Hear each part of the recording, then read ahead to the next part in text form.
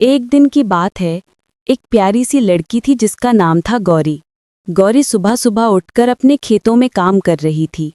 उसके हाथ में एक फावड़ा था जिससे वह मिट्टी को खोद खोद कर अपने खेत को तैयार कर रही थी। वो बहुत मेहनती थी। दिन भर की मेहनत के बाद गौरी ने मक्के की खेती कर दी।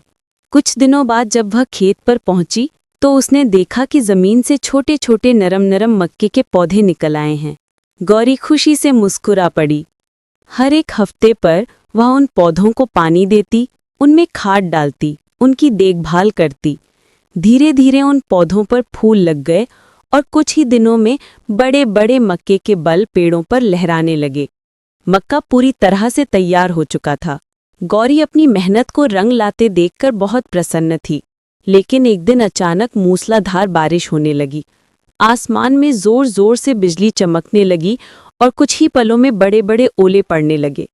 गौरी भागकर घर पहुंची, पर अगले दिन जब वह खेत पर गई उसने देखा कि पूरी खेती बर्बाद हो चुकी है। उसकी आंखों में आंसू आ गए। उदास होकर वह गांव के हनुमान जी के मंदिर पहुंची।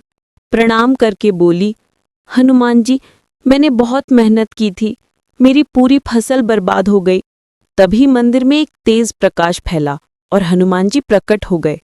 मुस्कुराते हुए बोले, बेटी चिंता मत करो, मेहनत करने वालों की कभी हार नहीं होती। तुम जाओ और दोबारा बीज बोओ, इस बार तुम्हारी फसल और भी अच्छी होगी। गौरी ने पूरे विश्वास के साथ हनुमान जी की बात मानी। वह घर गई, फिर से खेत तैयार किया और मक्के के बीज बीजकर घर लौट आई। अगला दिन जब वह खेत पर पहुंची तो वह देखकर दंग रह गई।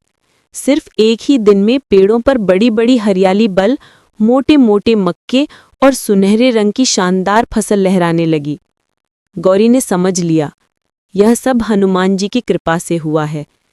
उसने मंदिर जाकर हनुमान जी का धन्यवाद किया, अपनी फसल काटी और घर लेकर आई।